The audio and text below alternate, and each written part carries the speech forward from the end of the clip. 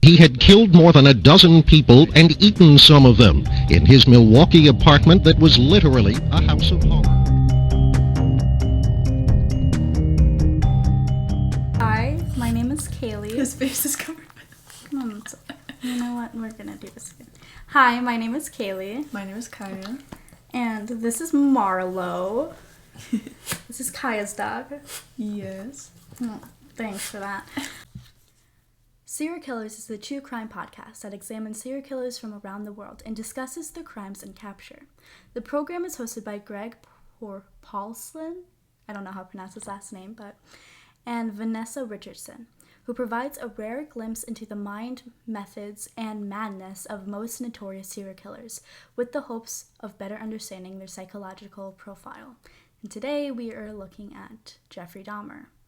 So this first episode, we'll be basically talking about specifically the Jeffrey Dahmer special part 1, which is talking about his upbringing and how the people in his life affected his very twisted mindset, and how this began to lead up to his early signs of psychosis, which were dismissed in the very beginning. So, which kind of brings it to the start of the episode. The speakers, like the hosts themselves, said that his childhood was deemed completely normal. He had his mom, his dad, he had his younger brother. Had friends. Yeah, he had friends in school. It took him a little bit, but he did gain friends in the early beginnings of high school. And the hosts themselves in the podcast really makes it known that, like, he had a pretty normal childhood, besides the fact that his dad was a scientist. And his dad decided to show him how to disintegrate the skin and muscle and everything off of wildlife and keep the bones. And he did this with acid. So he taught Jeffrey Dahmer at a very young age how to use acid to keep bones. And he remembered this and did this throughout his whole entire career of violence. And he was so interested on the insides and, like, seeing how, like, everything looks and works and everything. So he would dissect them first.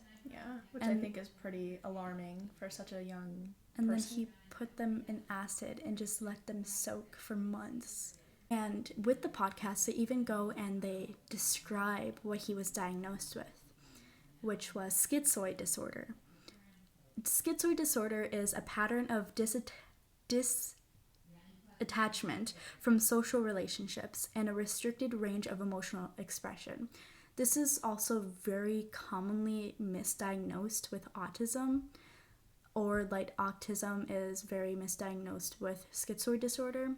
So there is a possibility that Jeffrey Dahmer was autistic, but we will never know. Yeah, and like I had mentioned, he did start showing very many signs of psychosis early on in his life, and they were just kind of pushed to the side, dismissed, kind of like it's a child thing, you know? And especially with his friends, like, the only reason why he got these friends was because Dahmer was, like, he had these episodes where he would just do whatever he wanted. He would make noises and all of that, and his friends called it doing the Dahmer. So any weird thing that he did, any, like, crazy thing that he did, they're just like, oh, he's just doing the Dahmer. And it became, like, this huge thing that, like, he would just break out into these, like, spazzes and just scream and, like, make fun of disabled people. So since he was so, like, bizarre in that sense, a lot of the weird things that he did was just like, oh, that's just Dahmer. He's just doing the Dahmer. And that's pretty much how he got his friends. It's like they saw him as entertainment.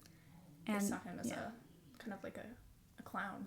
And they wanted him in the friend group because it gave the friends, the supposed friends that he had, more attention from everyone else, because that was Dahmer's fan club.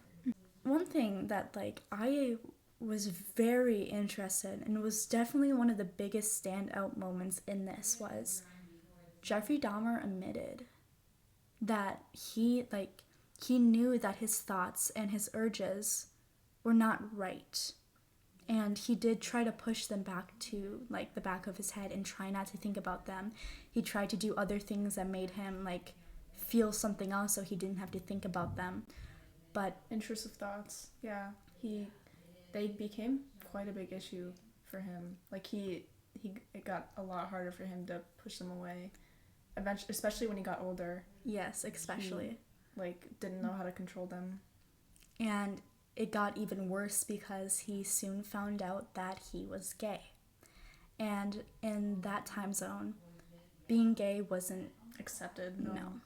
Yeah. And he already didn't really know much about social cues and everything, and now he's like, oh, I'm gay, like, oh, whoops. A part of this kind of disassociation was his newfound hobby that his father gave him, which was dissecting and disintegrating animals, and he spent so much time doing this that he became less and less social. He didn't know how to talk to people. He was just very awkward and and he kind of, which I think kind of led up to the acting out, which was I think a way for him to try to get people to like him, because he didn't know how to socialize with people and he didn't know how else to get people's attention and to become friends with people. Yes, and another thing that, like, really settled that was he committed his first murder. He was terrified. He didn't know what to do. He was scared. He just, like most people would be. Yeah, he was regretful. terrified. Yeah, I exactly. think he was very regretful, but he didn't think of it that way, you know? But in the end, he got what he wanted. He laid next to the dead body of his first victim, and he got that emotional connection, kind of. Satisfied. And that is kind of where the first episode of this podcast kind of ends. It ends on, like, the first, just the first victim and the upbringing of him and everything that happened with that. Yes. So, yeah.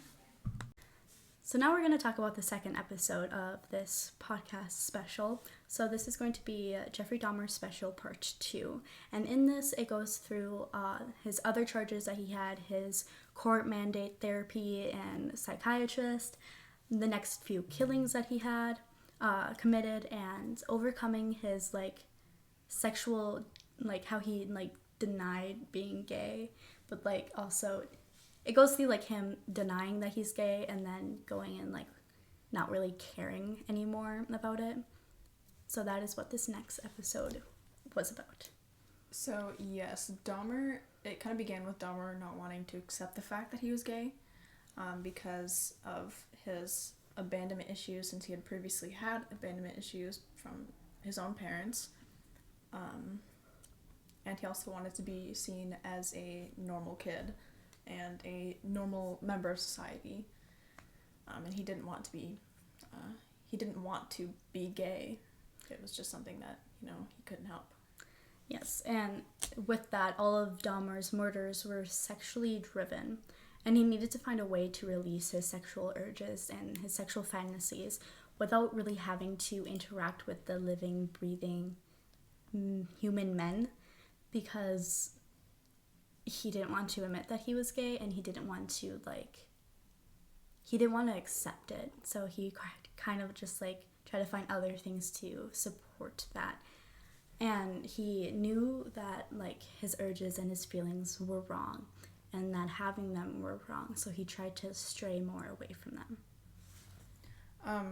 A big part of it was that the fact that he wanted to have dominance and power over whoever he was with.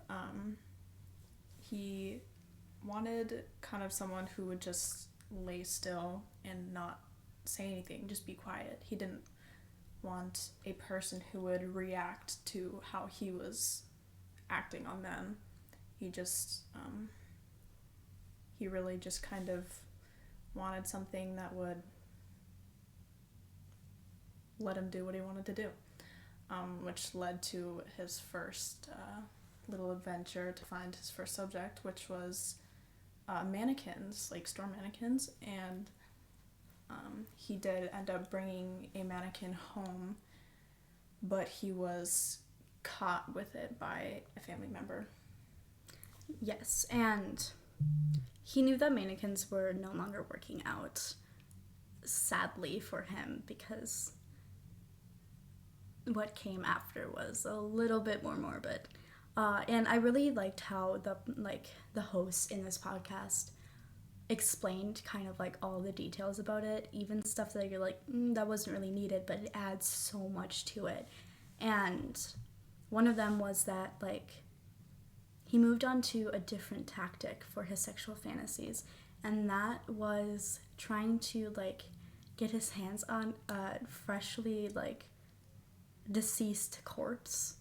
So he decided to go to like a graveyard and dig up a recently deceased corpse. However, that also did not work out for him, because the many times that he tried, he couldn't, because digging up a grave is a lot harder than it sounds to be, because the ground for him was way too like solid and hard for him to dig through with his shovel. Yeah, so then he decided to move on to his final strategy, which was the one that worked out best for him, which was going to hotels, meeting men, bringing them back to other hotels, and drugging them so that they could not react to him. The reason he drugged them was so he could fulfill that dominance that he has always wanted over other people. And his victims, in that case, would not be able to get up and walk away from him. They would not be able to fight back. He had the power that he wanted. Yes, and that led him to really not caring anymore about like being gay, and he just kind of let loose and let his intrusive thoughts get the best of him. And became a serial rapist. Until one day he blacked out and he killed someone. And he didn't know that he killed someone. And that was his second killing, which proceeded to terrify him. And that's kind of where the second episode ends off. Hi, your dog here. I see you're sitting down reading a magazine. Have you given much thought lately to ear scratches? Here, let me help you by nosing aside that distraction and positioning my head right underneath your palm. There, isn't that better?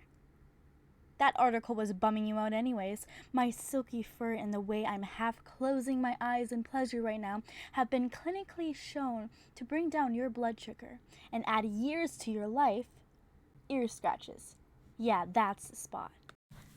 Alright, so this is the final episode of the Jeffrey Dahmer special, part 3.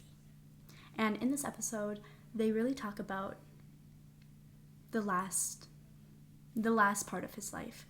And we will go more into detail with that now. So Dahmer started becoming more and more reckless with his murders. He stopped caring. He actually started displaying the skulls of his victims. He covered them in strange chemicals after bleaching them to make them look plasticky, and told people that they were just props. And this is actually the point where Dahmer started consuming his victims.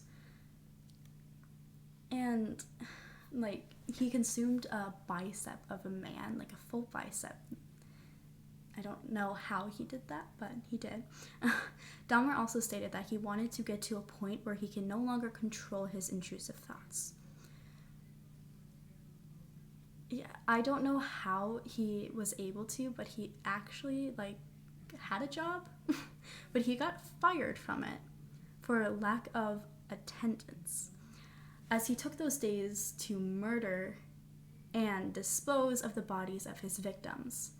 Dahmer at the time had missed an appointment with his probation officer, and he had called him to like apologize that he missed it and everything. However, he also confessed to the probation officer that he had been feeling very suicidal lately. Yes, and Also around this time, he started receiving complaints from his apartment manager that there were strange smells coming from his apartment room, and he was told that if the smells were not gone within 3 days, that he would have to be evicted. And those smells were the 3 rotting corpses of his latest victims that he was keeping in his room. He had kept 2 in his bathtub and 1 in his bed, which started to, after about a week or so, I think it said, started getting maggots and decomposing very noticeably. And he did not know how to dispose of these bodies. And actually within that same night, right after he was like confronted by this manager of the apartment, he just didn't really care. He's like, okay, I have a few days, whatever, I'm just gonna go out and drink and all of that. And he went out to go try to find his next victim, which he did end up finding. And he has actually known this person. He has met this person 2 other times. 3rd time's a charm, right, says Dahmer. And he said that he would give this person $100 if he would come back to his place and be handcuffed. That's all he said. And the other person said, great, let's go. And once he got there, he automatically regretted it. He noticed the stench of the rotting corpses, which he didn't know were rotting corpses at first. And while he was looking at the fish that Dahmer had, which he had fish, a serial killer had exotic fish. Yeah. That's weird. Dahmer actually went to go grab a beer from the fridge, which it's weird because that gets brought up again. And then randomly, this guy gets handcuffed, from behind him, but he only gets his left hand handcuffed, not his right one, just his left one. And then Dahmer threatens him to, go lay on his bed and comply and take photos. And, the guy was just like, okay, cool, he didn't want to get stabbed, so he complied. And as they were laying there, Dahmer, completely lost reality of the world, his world. He didn't sedate his victim. He didn't even properly handcuff his victim. And shortly after, he put the knife at the end of the bed on the floor, left to go to the fridge, to go to the kitchen to the fridge to get another beer. Yeah, with that opportunity, his victim ran out the door, outside, naked, pretty much naked, right to two police officers that were doing the run, just doing the runs. And they went back to Jeffrey's apartment and he was caught. But when they were looking around and finding all of his stuff and everything, one police officer mumbled to the other one, cuff him. And that was when Jeffrey decided to try and fight back. Yes, he was eventually arrested, detained, and as he was taken to the interrogation room, he saw that as therapy. And that's when he decided to confess to all of his murders. He confessed everything that he's done. However, he did try to plead insanity in court, which did not work out for him, as he got 15 consecutive life sentences.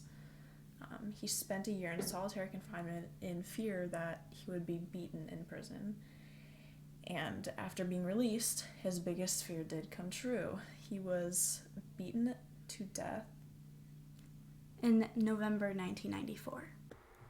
Throughout the podcast, I learned that they had great chemistry together, and they love what they do. Anyone who likes true crime, or anyone who wants to know about Jeffrey Dahmer, would love this podcast. The reason why they made this podcast was because they were asked to cover it by their audience, and they wanted to spread their information. They wanted to shed light on serial killers and help prevent the early signs to go unnoticed, and have the victims' names to be known better, so history hopefully doesn't repeat itself.